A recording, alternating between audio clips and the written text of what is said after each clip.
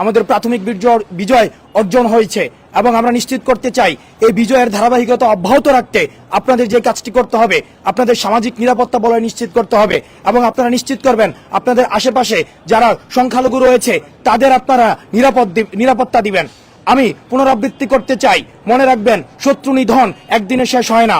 আপনারা জানেন এই শত্রুরা আমাদের যে অর্জনগুলো রয়েছে সেই অর্জনগুলোকে নষ্ট করে দিয়ে আমাদের গণমাধ্যমের যে ভাই যারা রয়েছে তাদের সাথে আমাদের যে সৌহার্দ্যপূর্ণ সম্পর্কটি রয়েছে সেটিকে তাদেরকে আক্রমণ করার মধ্য দিয়ে সেটিকে বারবার বিতর্কিত করার চেষ্টা করেছে, অ্যাম্বুলেন্সে হামলা করে সেটিকে বিতর্কিত করার চেষ্টা করেছে, যারা